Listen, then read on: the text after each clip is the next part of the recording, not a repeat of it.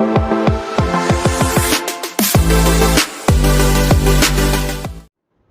Dear students, आज हम लोग पढ़ते हैं अफबाउ प्रिंसिपल। देखिए, हम लोगों ने अपने पिछले लेक्चर में पढ़ा था कि ऑर्बिटल क्या होता है, और उसके बाद हम लोगों ने ऑर्बिटल को अच्छे से क्लासिफाई किया था। और उसके बाद नेक्स्ट जो लेक्चर था उसमें हम लोगों ने बात किया था कि नोड क्या होता है, नोडल प्लेन क्या होता है, और उसके अलावा हम लोग एंगुलर नोड और रेडियल नोड को कैसे कैलकुलेट करते हैं। यहाँ तक बात हो गई थी। अगर आपने नहीं देखा होगा तो आप डिस्क्रिप्शन में जाके वहां से देख लीजिएगा, वहां पर लिंक में आपको मैं दे दूंगा। अब देखिए, सबसे पहले अब बात करते हैं अफबाउ प्रिंसिपल। देखिए, नाम देख के ऐसा लगता है बड़ा ही इंपॉर्टेंट क्वेश्चन है और बहुत ही इंपॉर्टेंट टॉपिक भी है। ऐसा इसलिए मैंने कहा क्योंकि आप इसके अलावा बहुत सारे इनऑर्गेनिक केमिस्ट्री को डील ही नहीं कर पाएंगे। बहुत सारे क्वेश्चन इससे मिलते जुलते आएंगे जो इसका एप्लीकेशन होगा। सबसे पहले बात करते हैं कि अफबाउ प्रिंसिपल। लेकिन नाम से लगता है कि इसको इस प्रिंसिपल को अफबाउ ने दिया था, लेकिन ये 100% गलत है।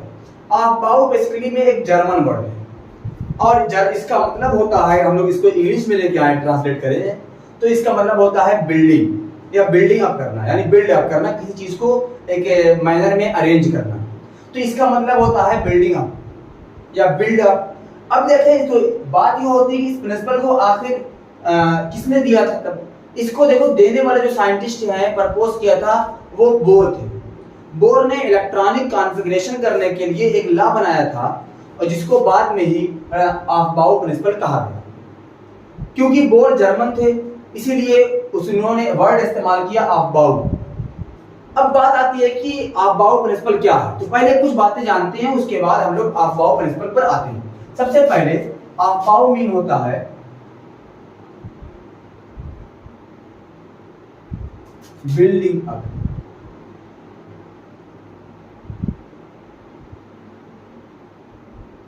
क्लियर है? इसको प्रपोज बाय किसने प्रपोज किया था?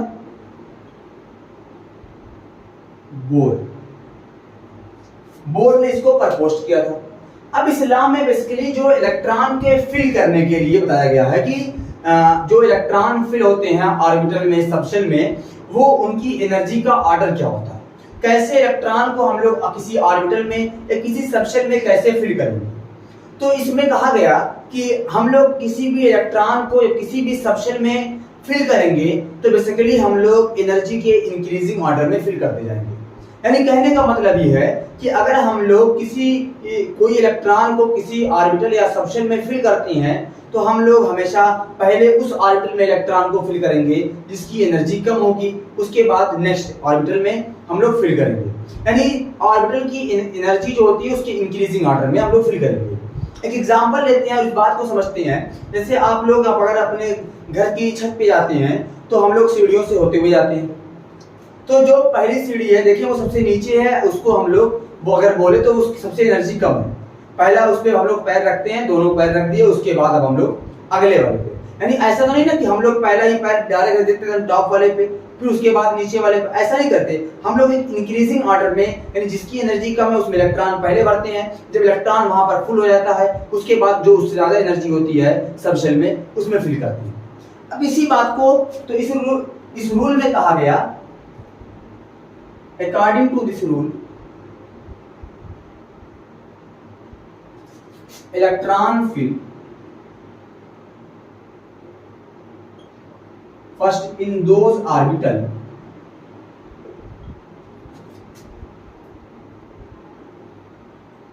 which have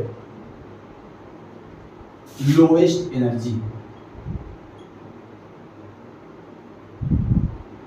जिसकी एनर्जी कम होगी उसमें इलेक्ट्रॉन पहले फिल होगा। दूसरा, अगर दूसरे वर्ड में कहें, another word,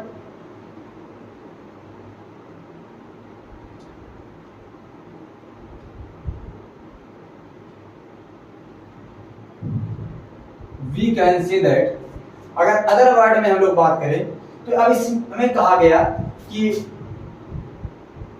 electron fill in a subshell या ऑर्बिटल, दोनों लिख सकते हैं हम लोग, सबशेल या ऑर्बिटल, ठीक है ना, orbital, in increasing order of energy.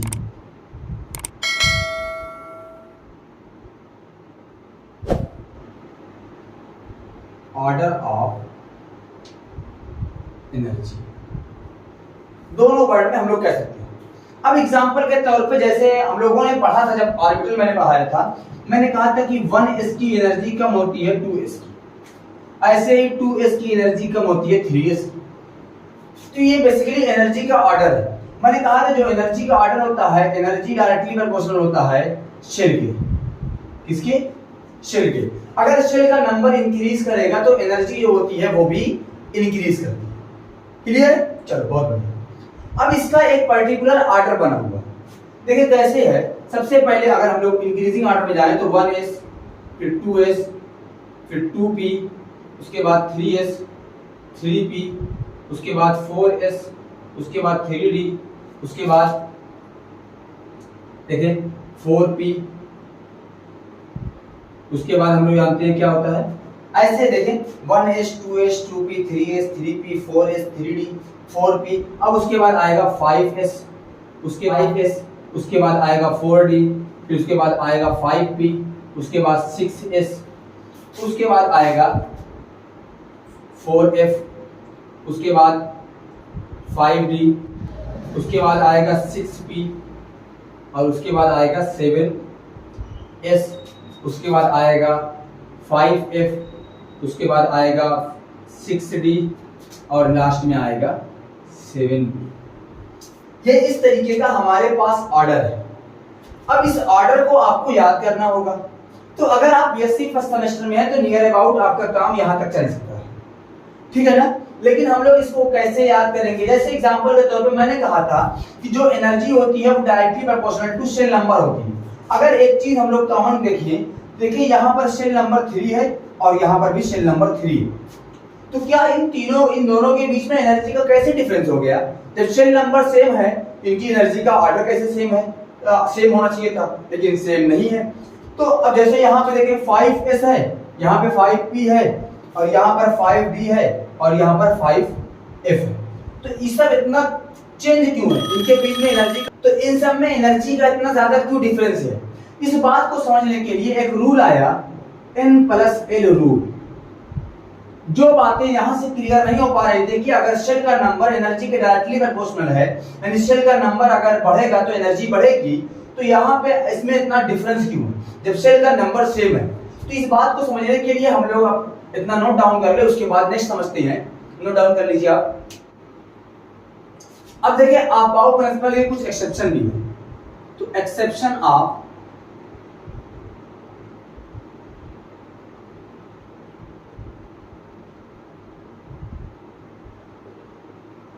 बाउ प्रिंसिपल, बाउ प्रिंसिपल के कुछ एक्सेप्शन है। अब उसको देखते हैं। देखें सबसे पहले हम लोग एटॉमिक नंबर की बात करेंगे। एटॉमिक नंबर कौन सा है? 24, 29, उसके बाद 41, 42, 44, 46, 45 भी अगर देखें तो, उसके बाद 64, 71, 79, इस तरीके से बहुत सारे एक्सेप्शन हैं। ये सब बाउ प्रिंसिपल के एक्सेप्शन है, यानी कि इसका मतलब ये है कि ये सब क्या करते हैं कि इलेक्ट्रॉन का फिल पहले एनर्जी फुल होने पर, यानी जो इसकी एनर्जी कम है उसमें इलेक्ट्रॉन जब फुल हो जाएगा उसके बाद जाएगा अगले ऑर्बिटल में। लेकिन इन सब में क्या होता है कि जिसकी एनर्जी कम होती है उसमें इलेक्ट्रॉन या तो जाता है, या आधा फिल होता है, या तो कम ही फिल हो, या तो जीरो अगले ऑर्बिटल में चला जाता है। ये एक्सेप्शन है। मैं कुछ एग्जांपल करता हूं। जैसे फॉर एग्जांपल हम लोग करते हैं एटॉमिक नंबर सोडियम का इलेक्ट्रॉनिक कॉन्फ़िगरेशन। तो पहले 1s2 आता है, 2s2, 2p6, 3s1। अब मैं यहाँ पर, आपने तो ऑर्डर याद कर लिया कि पहले 1s, 2s, 2p, 3s, लेकिन 2, 2, 6, 1 ये क्यों किया? देखिए होता क्या है कि हम लोग जानते हैं कि s में मैक्सिमम 2 इलेक्ट्रॉन आता है, p में मैक्सिमम 6, d में मैक्सिमम 10, और f में मैक्सिमम 14 इलेक्ट्रॉन ही आते हैं। ये हम लोग जानते हैं, मैंने ऑर्बिटल वाले लेक्चर में आपको बताया था। अब यहाँ पे देखिए, यहाँ पे 1 इलेक्ट्रॉन तक क्यों है? क्योंकि सोडियम के पास 11 इलेक्ट्रॉन है। ये 2, 2, 4, 6, 4, 10, 10 के 11। अगला एग्जांपल लेते हैं मैग्नीशियम, कैल्शियम का लेते हैं। कैल्शियम का होता है 20। तो 1s2, 2s2, 2p6, 3s2, 3p6, 4s2।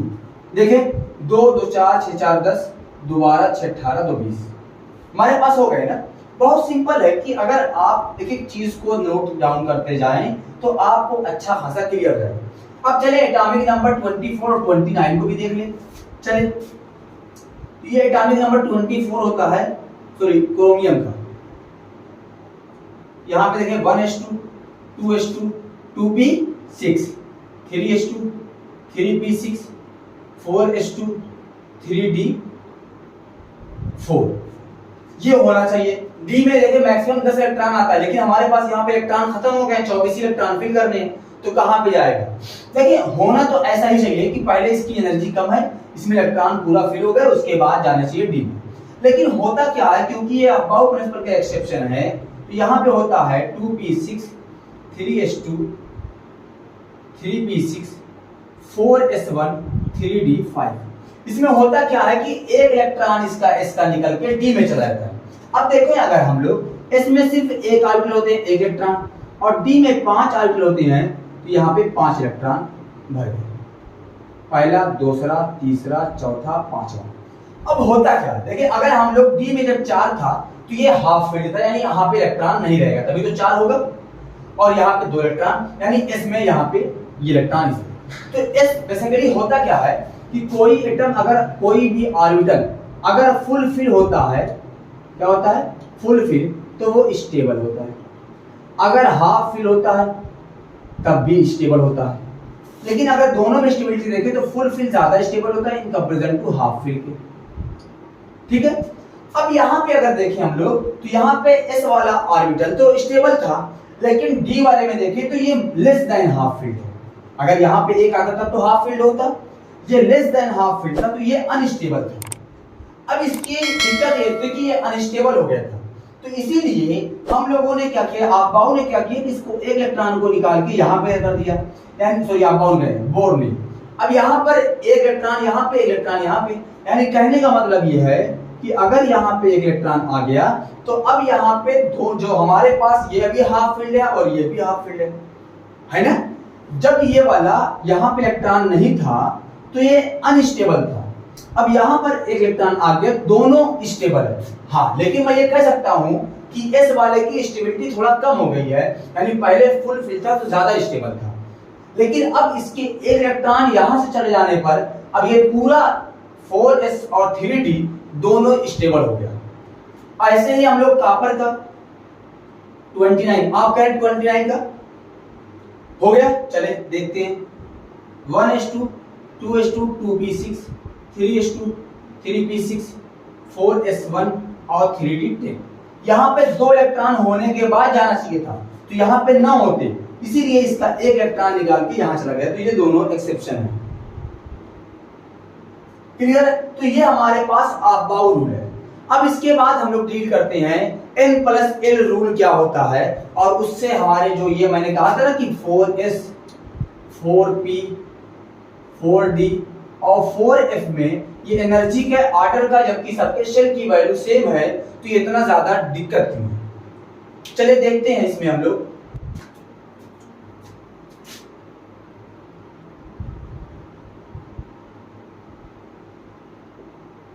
चलिए बात करते हैं n+l रूल। देखिए n की वैल्यू तो आप पहचानने लगे होंगे, और l की वैल्यू मैं यहां पे लिख देता हूं कि l वैल्यू और यहां पे सबशेल, तो l की value 0 subshell s 1 p 2 d 3 f, ये हमारे पास 4 है। अब हम लोग बात करते हैं कि n+l वैल्यू क्या है। इसके अकॉर्डिंग ये कहा गया कि अगर जिसके n+l की वैल्यू ज्यादा होगी उसकी एनर्जी ज्यादा होगी। n+l रूल में ये कहा गया कि अगर किसी भी ऑर्बिटल की जो n+l वैल्यू होती है वो जितनी ज्यादा होगी उसकी एनर्जी उतनी ज्यादा होगी। ऐसे एग्जांपल के तौर पर हम छोटा सा वर्ड में शॉर्ट फॉर्म में लिखें n+l directly proportional to energy. Clear है?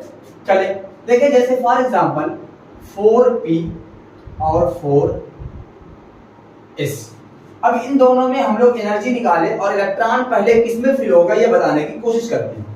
तो देखिए पहले इसके लिए निकाले n+l की वैल्यू, तो 4 यानी n की वैल्यू 4 और l की वैल्यू p के लिए कितनी होती है 1, तो यहाँ पे आ गया 5। ऐसे ही यहाँ पे 4 प्लस एस के लिए 0, ये हमारे पास आ गया 4। अब देखिए जिसमें n प्लस l की वैल्यू कम होगी उसकी एनर्जी कम होगी, और जिसकी एनर्जी कम होगी उसमें इलेक्ट्रॉन पहले इंटर होगा। तो अगर हम लोग देखें तो यहाँ पे 4s और 4p में इसकी एनर्जी ज्यादा है, और जिसकी एनर्जी ज्यादा होगी उसमें इलेक्ट्रॉन बाद में फिल होगा और उसमें इलेक्ट्रॉन पहले फिल होगा। दूसरा एग्जांपल लेते हैं 4f और 4d। क्लियर है? चलिए तो n प्लस l की वैल्यू देखें तो ये 4f के लिए 3 आ गया 7। अब यहाँ पे देखें 4 प्लस d के लिए 2 तो हो गया 6। अब देखिए किसमें n प्लस l की वैल्यू ज्यादा आई है, इसमें ज्यादा आई है, 7 आया है, इसकी एनर्जी ज्यादा होगी, इसमें इलेक्ट्रॉन बाद में फिल होगा, इसमें पहले फिल होगा। क्लियर है? अब आ जाए इन सबको मिला के तो 4s 4p 4d और 4f में इसके एनर्जी के इंक्रीजिंग ऑर्डर में लगाना है। देखिए इसकी n प्लस l की वैल्यू कितनी आई थी, 4 आई थी, इसके लिए 5, इसके लिए 6, इसके लिए 7। तो एनर्जी का इंक्रीजिंग ऑर्डर हमारे पास ये होगा। क्लियर? अब यहाँ पे दूसरा पॉइंट आता है, ये पहला पॉइंट है। अगर ये कहा जाए कि किसी कंपाउंड की n प्लस l की वैल्यू सेम हो जाए, n प्लस l वैल्यू क्या हो जाए, सेम हो जाए, तब क्या होगा? इस कंडीशन में जब किसी दो सबशेल के n प्लस l की वैल्यू सेम हो जाएगी तब वहां पे हम लोग एनर्जी का जो डिसाइड करेंगे वो डायरेक्ट n वैल्यू से करेंगे। Then energy decide by n value. Clear है? चले देखते हैं हमारे पास जैसे एग्जांपल के तौर पे 4p और 5s। अब इन दोनों देखिए तो यहाँ पे n प्लस l की वैल्यू अगर हम लोग निकालें तो ये हमारे पास 4 है, p के लिए कितनी वैल्यू लिखी है 1, ये आ गया 5, यहाँ पे 5 प्लस s के लिए 0 5। देखिए दोनों के l प्लस l की वैल्यू सेम आ गई है। जब दोनों की n प्लस l की वैल्यू सेम आ जाएगी तब हम लोग क्या करेंगे, जिसकी n की वैल्यू ज्यादा होगी उसकी एनर्जी देन, यानी यहाँ पे n directly proportional to energy, तब ये वाला अप्लाई होगा। अब यहाँ पे देखें किसकी n की वैल्यू ज्यादा है, इसकी n की वैल्यू ज्यादा है तो इसकी एनर्जी ज्यादा होगी। इलेक्ट्रॉन पहले कम एनर्जी वाले में जाएगा, उसके बाद वाली एनर्जी में जाएगा, यानी इलेक्ट्रॉन पहले इसमें आएगा, जब यहाँ पे फुल हो जाएगा देन उसमें आएगा। क्लियर? दूसरा एग्जांपल ले लें 4p और 3d। देखा जाए, देखिए यहाँ पे n प्लस l की वैल्यू कितनी आएगी, 4 प्लस 1 इज इक्वल टू 5। इसमें देखें 3 प्लस 2 इज इक्वल टू 5, दोनों में 5 आया। अब इस कंडीशन में जो एनर्जी डिसाइड होगी वो इसकी वैल्यू से, इसकी वैल्यू से, तो जिसके n की वैल्यू ज्यादा उसकी एनर्जी ज्यादा। क्लियर है? तो ये हमारे पास था अफबाउ रूल और ये हमारे पास था n plus l rule. Aufbau rule और n प्लस l रूल दोनों मिला के ही आप इलेक्ट्रॉनिक कॉन्फ़िगरेशन किसी एटम का कर सकते हैं। अगला लेक्चर आपका बहुत ही इंपॉर्टेंट होगा, उसमें हम लोग पढ़ेंगे हुन्स रूल और उसके बाद क्वांटम नंबर पढ़ेंगे, जहां से आपका क्वेश्चन 100% आने हैं। तो आई होप आप तैयार होंगे। अगर आपको वीडियो समझ में आ रही है तो आप लाइक जरूर करिएगा और अपने दोस्तों के साथ शेयर कीजिएगा ताकि वो भी इससे पढ़ सकें। आपका सिलेबस पूरी तरीके से कंप्लीट होगा। Thank you for watching.